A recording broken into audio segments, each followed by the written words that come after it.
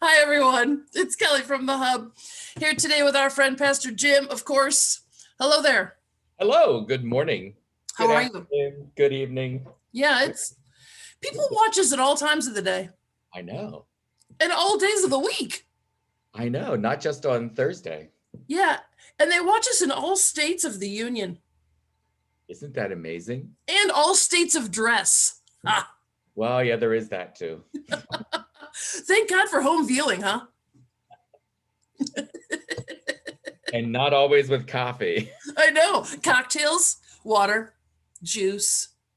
Yeah. So, Pastor Jim and I had several topics that we talked about this morning, and we wanted to talk about the last 2 weeks just for a second because that it's a good lead in for what we wanted to talk about today. So, Pastor Jim, I wanted to once again, I'm gonna badminton that over to your side of the court, and then you can start to talk.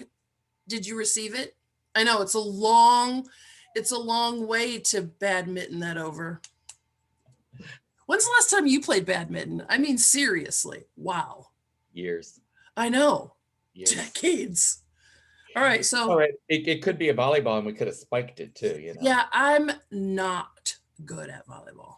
I like volleyball more than badminton. Oh, I need a racket. Huh.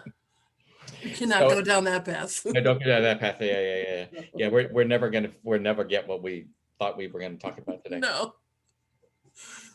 So Kelly and I were actually just talking about the last 2 weeks and our conversations that we've had over the last 2 weeks. And I made a comment similar to the idea that for me, they were both very, very life-giving.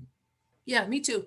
They were able to give me an opportunity to kind of share part of my ministry work here in Ephrata, which quite frankly has been a part of my ministry work for a long time, not just here in Ephrata, but it seems to be gaining some new ground and some different ground in Ephrata that I never expected.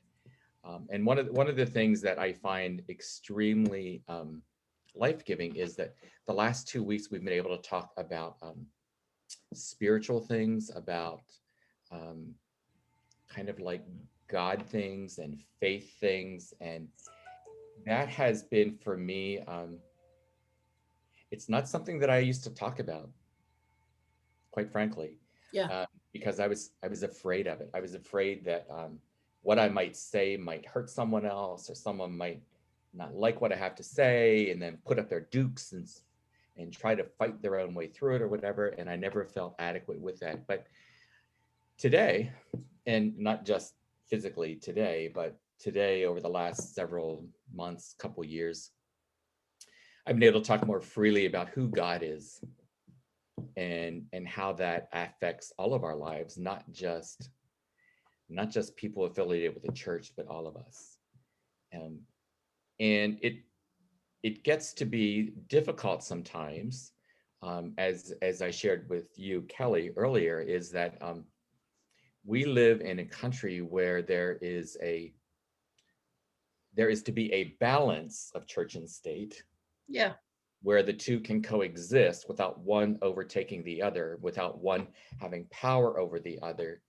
And there have been some times that it has been challenging for me here in Ephrata, in that, so our viewers may not know, but I am on the board of directors of the Ephrata Public Library.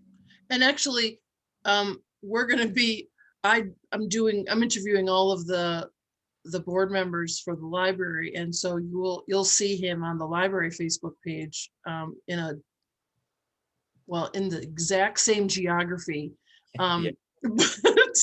but I'll be interviewing him in that role too. But So what's fascinating about that is that so the library is run under the Department of Education, and as a former teacher who worked under the Department of Education, the rules about church and state are very clear in that there's a separation. But I'm a trained historian and a trained, you can't see that, that's a little closer. This is my pocket constitution. I know. A lot of you just said nerd. which, by the way, I saw her get that out of her purse, out of her pocketbook. Yeah, I will just tell you the Very honest truth. This was a constitution, a pocket constitution that I received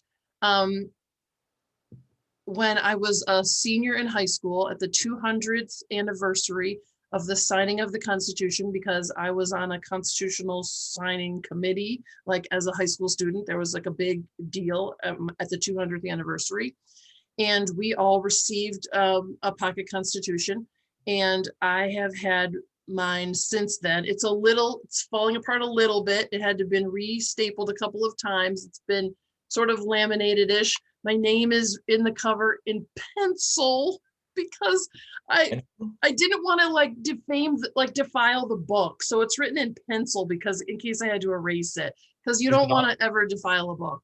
Is it also in script? No, it's printed. I'm giggling about it. I'm sorry. This is like such a memory lane. But okay, so the reason why I kept this all this time was because this is something that as a high school student and then a college student, I always wanted to be an attorney, and I didn't. However, I studied law a lot, and then pardon me, went on, this is part of my historical education that I did, and then went on to teach a lot of this with my students. And there were always times when someone would be like, well, the president has the power to, and I'm like, hold on a second, not to be sassy, but just, let's look. Article 2 says, that's the one that talks about the president, and let's see what the president really has the power to do. Okay, it's sassy, I get that. But sometimes we got to check our facts. And so as a person who's always sort of had that stuff in, I get very sensitive about those same things. So it's interesting for Pastor Jim and I to be on what seems like opposite sides of that First Amendment right. And so just for educational purposes, I think we have to read what the First Amendment says, because we all have interpretations of what we think the First Amendment says, but we should probably know it before we have a wholehearted conversation about it. It says, and this is, I'm reading it here, you can see it right there.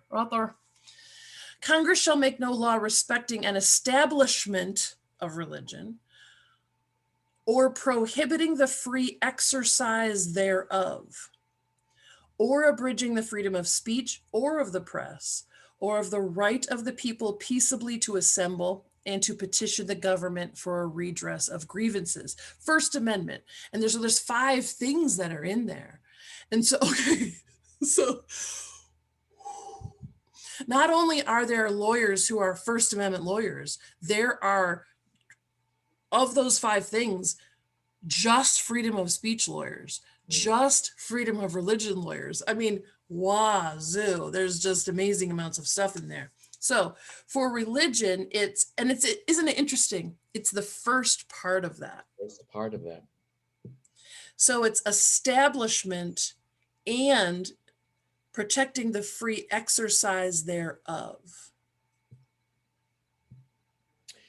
Which I interpret that as the government. It has to be the government, and it's the federal government that then gets interpreted to the states. And they're not going to tell us how we are supposed to practice our religion. They're not going to say that there is one religion and everybody's got to do it or whatever. But I think I heard you, that doesn't prohibit the freedom thereof. The free exercise thereof. Absolutely. So you can practice your religious faith in any way that you want, with certain caveats based on case law as it's come down through history. So we know, so like, remember because we all remember this, right? Like there was like snake stuff that you handled snakes, there was issues taking peyote. So there's been like constitutional issues that have come through the case law, and there have been, and so those are the little pieces pieces that have been yes or no throughout time. So what we have the issue of is, can I, as a library employee, talk about, so with the Department of Education, talk to Pastor Jim, who is a pastor, but a library board member, about religious things? Uh-oh. So are we establishing or prohibiting the free exercise?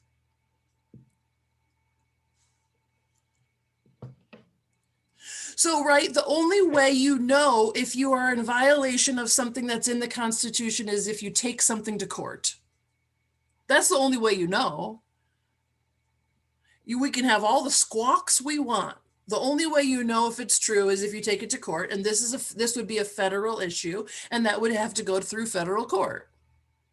Okay, we're not. I mean, if we were, okay, so I'm really sensitive to that. Pastor Jim is really sensitive to that, and so we're not. But there's a lot of nuance in the middle of that, isn't there? So there is a lot of nuance. There is a lot of gray in that. Yeah. And which is, the world is about gray. Let's just put that out into the open. Thank goodness. The world is not black and white, man. The world is very gray. The world in how we operate and how we conduct our business, the way we conduct ourselves, there's a whole lot of gray to it. We don't all do things the same way. And I think that becomes the challenge for people, because people in general, I believe, struggle with kind of doing a balancing act. It's so much easier to have it this way, because then I know that if I stray, then this is going to happen, or go that way and that's going to happen. And the reality is that's not the way the world really operates. So let me ask you this. Mm-hmm. Let's both answer this question. What do you want me to learn on this side of that argument?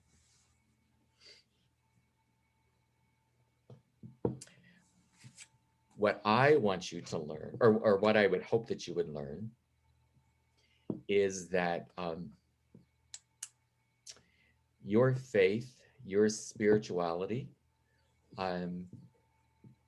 is a part of your life and every day. It's not reserved for a specific day, a specific time, nor a specific order or a specific way, but that the God that I profess is a God that gives us an opportunity to live in our fullest best. I don't know, for all of you language people, that's not good English, but that's okay. But I think the God that I worship is one that desires that I learn to love my neighbor, that I learn to care about other people. And the God that I worship also, or that I profess, doesn't say you got to do it this way, you got to do it that way. No, the God says, do it in love, do it in care, do it in compassion. And sometimes that happens by visiting your library. And sometimes that happens by visiting your local pub. And sometimes that happens by walking down the street. And sometimes that means engaging in a conversation with someone that you've never met before.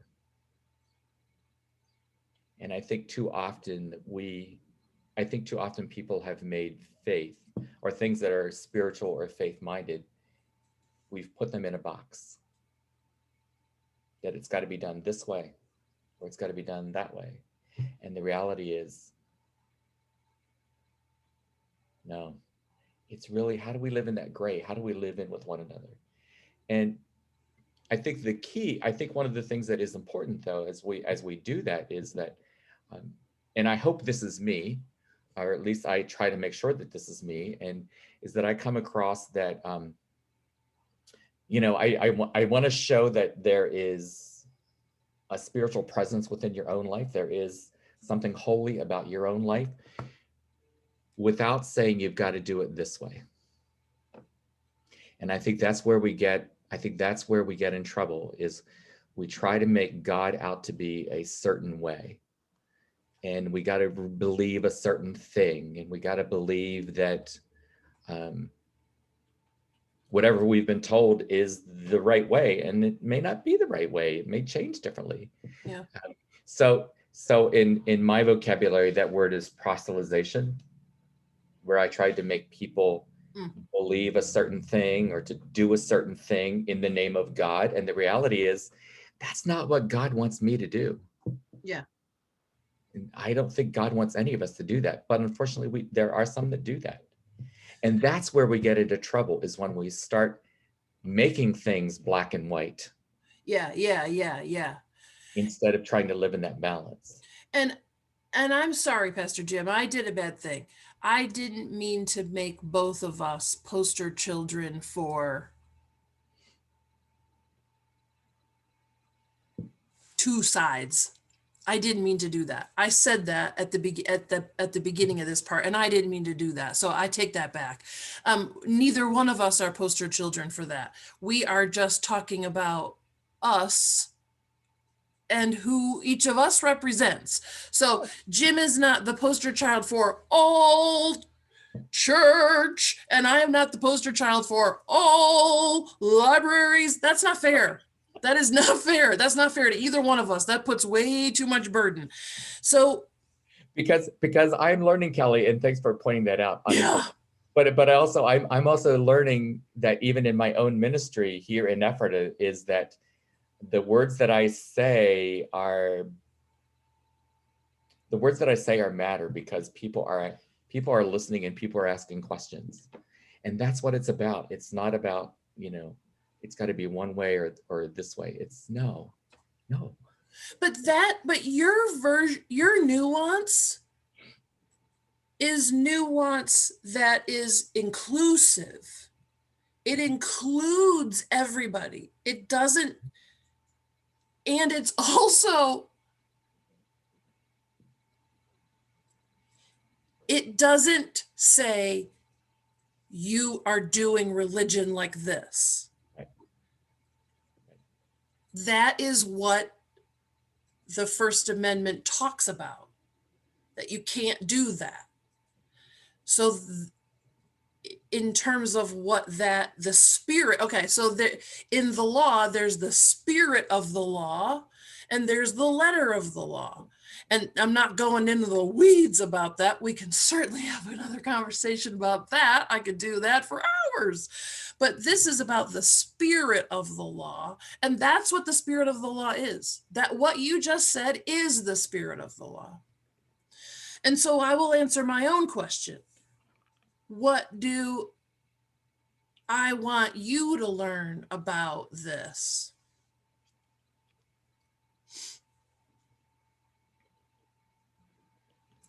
For those of us who were on the establishment side, Mm-hmm. and that's not really the side I am, because it isn't, because what's Not funky, about sides. right? It's not about sides, because and it is gray, and people who want a headline want to make it about establishment versus free exercise. It's not about that. It's about spirituality is big, broad, complex, and private. And if someone reaches out, if someone knows that you are a person of the cloth, any cloth, whatever cloth that is, or the trees, then that's lovely for you to share.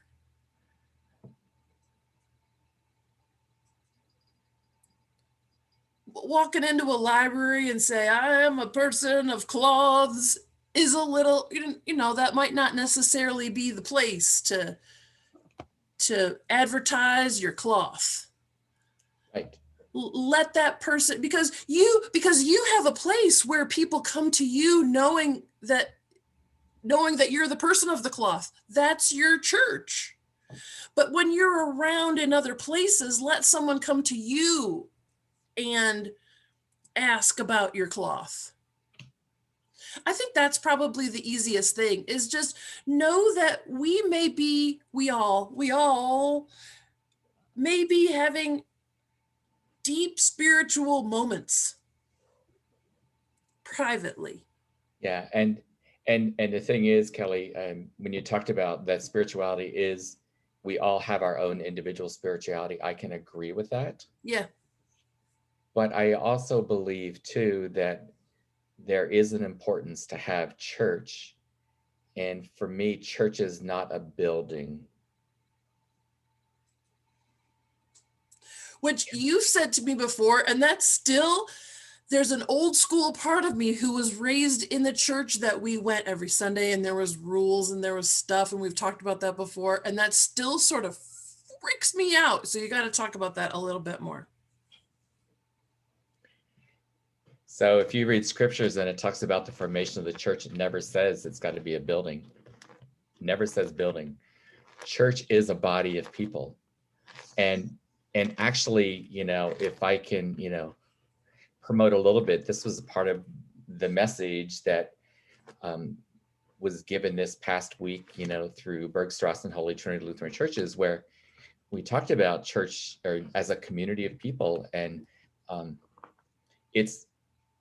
we are a church is a body of people who come together, and they identify themselves as the body of Jesus Christ, as the body of a Savior who taught us to live differently, to live in the spirit of the law.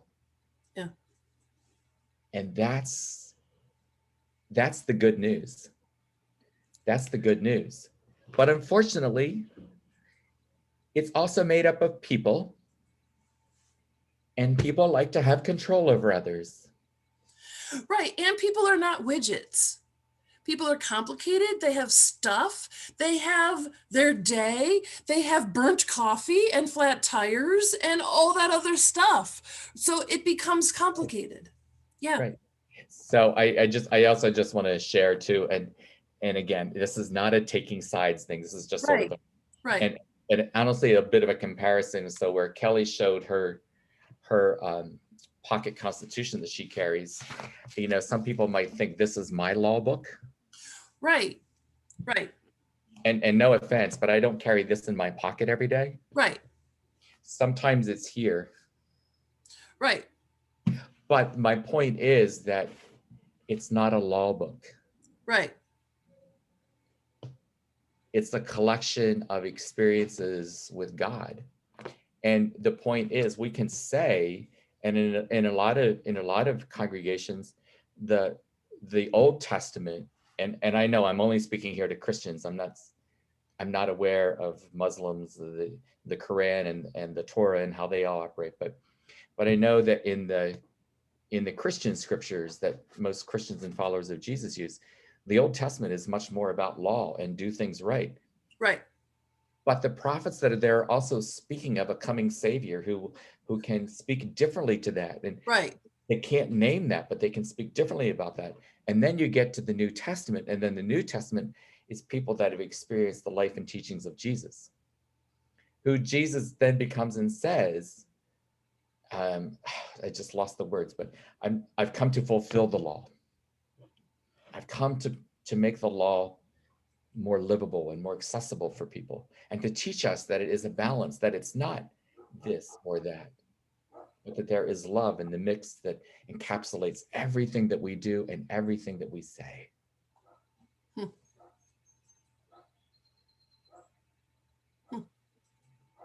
So when I think of church as a gathering people, and I don't care where they are.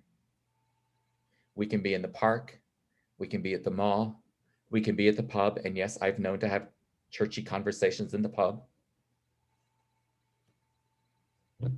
Sometimes we do it on screen, sometimes we do it in person, but it's a matter of helping, I hope that my ministry is one that helps people to see that their whole selves is enveloped in a presence, in a holy presence.